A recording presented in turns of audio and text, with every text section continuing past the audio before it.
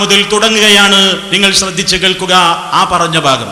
ഖബറിൽ കിടന്നിട്ട് ഉമ്മത്തിനെ നിയന്ത്രിക്കുന്ന നേതാവാണ് മുഹമ്മദുർ റസൂലുള്ളാഹി. ഖബറിൽ കിടന്നിട്ട് ഉമ്മത്തിനെ നിയന്ത്രിക്കുന്ന നേതാവാണ് മുഹമ്മദുർ റസൂലുള്ളാഹി. കണ്ടോ, ഖബറിൽ കിടന്നിട്ട് ഉമ്മത്തിനെ നിയന്ത്രിക്കുന്ന നേതാവാണ് മുഹമ്മദുർ റസൂലുള്ളാഹി. എത്ര അപകടമാണ് പ്രിയപ്പെട്ടവരെ ഈ പറഞ്ഞത്. അല്ലാഹുവിന്റെ റസൂൽ സല്ലല്ലാഹു അലൈഹി വസല്ലം അവിടുന്ന് മദീനയിലെ ഖബറിൽ കിടന്നുകൊണ്ട് ലോകത്തുള്ള സമുദായങ്ങളെ, സമൂഹത്തെ മുഴുവനും നിയന്ത്രിച്ചു കൊണ്ടിരിക്കുന്നു. ഇതാണല്ലോ അവകാശപ്പെട്ടത്. അതിനദ്ദേഹം ഒരു തെളിവും പറയുകയുണ്ടായി. അതെന്താണ്?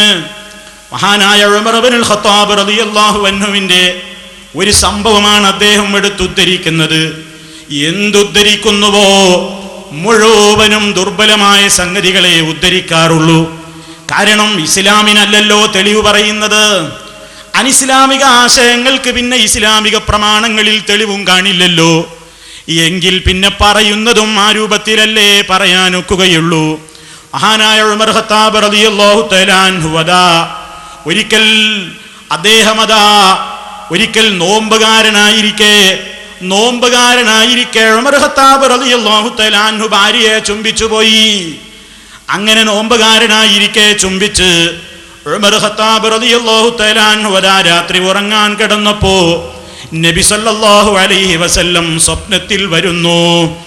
സ്വപ്നത്തിൽ വന്നുകൊണ്ട് ഉമർ റളിയല്ലാഹു തആല അൻഹുവിനോട് ചോദിക്കുന്നു, ഉമറേ, എന്ത് പ്രവൃത്തിയാ നീ ചെയ്തത്? എന്ത് പണിയാ നീ ചെയ്തത്?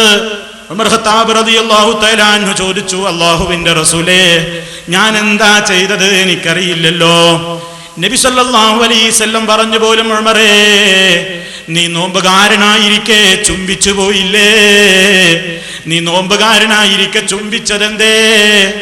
അത് കേട്ടപ്പോൾ ഉമർ ഖത്താബ് റളിയല്ലാഹു തആല അൻഹു പിന്നീട് അത് കേട്ടതിന്റെ ശേഷം നോമ്പുകാരനായിരിക്കെ ജീവിതത്തിൽ ഒരിക്കൽ പോലും തന്റെ ഭാര്യയെ ചുംബനം നടത്തിയിട്ടില്ല. മുസ്ലിയാർ ഇവിടെ ആ കഥ പറഞ്ഞിട്ടുണ്ട്. ഓ പ്രിയപ്പെട്ട മുസ്ലിമേ, ഞാൻ ഇന്നലെ നിങ്ങൾക്ക് വിശദീകരിച്ചു തന്നതല്ലേ സ്വപ്നം എന്ന് പറയുന്നതിന്റെ വിധി എന്താണെന്ന്. സ്വപ്നത്തിൽ ഒരു കാര്യം പറഞ്ഞാൽ അതനുസരിച്ച് ഒരാൾക്ക് വിധിക്കാൻ അവകാശമുണ്ടോ? അതനുസരിച്ചാണോ പ്രവർത്തിക്കേണ്ടത്? നിങ്ങൾ നോക്കൂ, മഹാനായ നബി കരീം സല്ലല്ലാഹു അലൈഹി വസല്ലമിൽ നിന്ന് ദീന് പഠിച്ചിട്ടുള്ള ഉമർ ഖത്താബ് റളിയല്ലാഹു തആല അൻഹു, ആ ഉമർ ഖത്താബ് റളിയല്ലാഹു തആല അൻഹുവിന്റെ ചരിത്രം നിങ്ങളൊന്ന് കേൾക്കണം. ഉമർ ഖത്താബ് റളിയല്ലാഹു അൻഹുവിനോട് ഉറക്കത്തിൽ പറഞ്ഞതല്ല, ഉണർച്ചയിലതാ നബി സല്ലല്ലാഹു അലൈഹി വസല്ലമിന്റെ മുമ്പിലേക്ക്, നബി സല്ലല്ലാഹു അലൈഹി വസല്ലം ഹയാത്തുള്ള സമയത്ത് റസൂലുള്ളാഹിയുടെ സദസ്സിലേക്ക് മഹാനായ ഉമർ ഖത്താബ് റളിയല്ലാഹു അൻഹു കയറി ചെന്നുകൊണ്ട് ചോദിക്കുകയാണ്, ഹശസ്തു ഫഖബ്ബൽതു വഅന സായിം. ഉമർ ഖത്താബ് റളിയല്ലാഹു തആല അൻഹു പറയുന്നു, ഞാൻ നോമ്പുകാരനായിരിക്കെ എൻ്റെ ഭാര്യയെ ചുംബിച്ചു പോയി. ഫജിഅതു റസൂലല്ലാഹി സ്വല്ലല്ലാഹു അലൈഹി വസല്ലം, എന്നിട്ട് ഞാൻ അല്ലാഹുവിന്റെ റസൂലിന്റെ അരികിലേക്ക് ചെന്നു. എന്നിട്ട് ഞാൻ പറഞ്ഞു, ലഖദ് സനഅതുൽ യൗമ അംറൻ നദീമാ, ഞാൻ ഇന്നൊരു വല്ലാത്ത കാര്യം ചെയ്തു പോയി നബിയേ. അതൊരു തെറ്റെന്ന നിലക്ക് ഉടനെ ജീവിതകാലത്ത് തന്നെ സംശയിച്ചിട്ട് ചെന്നതാണ്. റസൂലുള്ളാഹിനോട് ഈ കാര്യം പറഞ്ഞപ്പോ നബി തങ്ങൾ ചോദിക്കുകയാണ്, എന്താണ് ഉമറേ ഇത്ര വലിയ പ്രശ്നമുണ്ടായത്? ഉമർ ഖത്താബ് റളിയല്ലാഹു തആല അൻഹു പറഞ്ഞു, ഖബ്ബൽതു വഅന സായിം, നബിയേ, നോമ്പുകാരനായിരിക്കെ ഞാൻ ഇങ്ങനെ ചുംബിച്ചു പോയി. ഉടനെ നബി സല്ലല്ലാഹു അലൈഹി വസല്ലം പഠിപ്പിച്ചു കൊടുക്കുകയാണ്, അറഅയ്ത ലൗ മദ്ബദത മിനൽ മാ. ഉമറേ, നോമ്പുകാരനായിരിക്കെ നീ നിന്റെ വായിൽ വെള്ളം കൊപ്പിളിക്കാറില്ലേ? നീ നിന്റെ വായിൽ വെള്ളം കയറ്റിയിട്ടത് തുപ്പാറില്ലേ? അങ്ങനെ നീ ചെയ്യാറില്ലേ? കൊൽത്തു, ഞാൻ പറഞ്ഞു, നബിയേ, അങ്ങനെ ഞാൻ ചെയ്യാറുണ്ടല്ലോ, അതൊരു പ്രശ്നമല്ലല്ലെന്ന് എനിക്കറിയാം.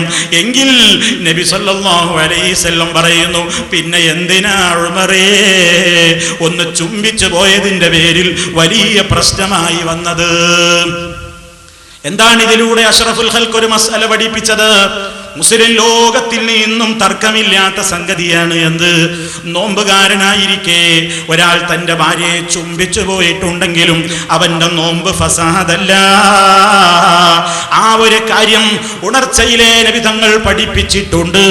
അതിന് വിരുദ്ധമായി പിന്നെ സ്വപ്നത്തിൽ കണ്ടിട്ട് പിന്നെ ആ വിധിയാണ് സ്വീകരിച്ചത് എന്ന് പറയുന്നത് സ്വീകാര്യമായ കാര്യമല്ല. മാത്രമല്ല മറ്റൊരു കാര്യം കൂടെ കേൾപ്പിക്കട്ടെ. മുസന്നഫ് അബ്ദുർ റസാഖിൽ നമുക്ക് കാണാം, അബ്ദുല്ലാഹിബ്നു ഉമർ റളിയല്ലാഹു തആല അൻഹും അവർ പറയുകയാണ്, അതാ ഉമർ ഖത്താബ് റളിയല്ലാഹു തആല അൻഹുവിനെ സ്വന്തം ഭാര്യയായ അത്തിക റളിയല്ലാഹു തആല അൻഹാ ചുംബിച്ചു പോയി. ഭാര്യ ചുംബിക്കുകയാണ്. ഉമർ റളിയല്ലാഹു അൻഹു നോമ്പുകാരനായിരിക്കെ ഫലം യൻഹഹാ, എനിക്ക് നോമ്പല്ലേ, ചുംബിക്കാൻ പാടില്ലല്ലോ എന്ന് ദീനറിയാവുന്ന ഉമർ റളിയല്ലാഹു തആല അൻഹു ആ മഹദിയായ ആതിക ബീവിയോട് പറഞ്ഞിട്ടില്ലല്ലോ. എത്രത്തോളം ഉമർ ഖത്താബ് റളിയല്ലാഹു അൻഹു നിസ്കരിക്കാൻ പുറപ്പെടുന്ന നേരത്താണ് ഈ സംഭവം എന്ന് വരെ ആ റിപ്പോർട്ടിൽ നമുക്ക് കാണാൻ സാധിക്കും. ഇതൊക്കെയാണ് വസ്തുത എന്നിരിക്കെ സ്വപ്നത്തിൽ ഇങ്ങനെ കണ്ടപ്പോ പിന്നെ ജീവിതകാലത്ത് ആ പണി ചെയ്തിട്ടില്ല.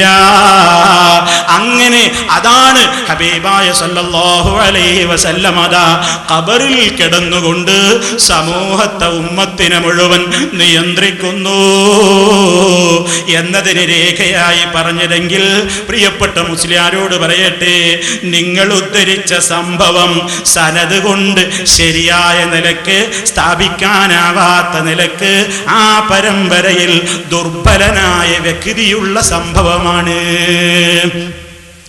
ഇന്നലെയും നമ്മൾ പറഞ്ഞതല്ലേ, അങ്ങനെയുള്ള കാര്യങ്ങളല്ലല്ലോ ദീനിൽ സ്വീകരിക്കപ്പെടേണ്ടത്.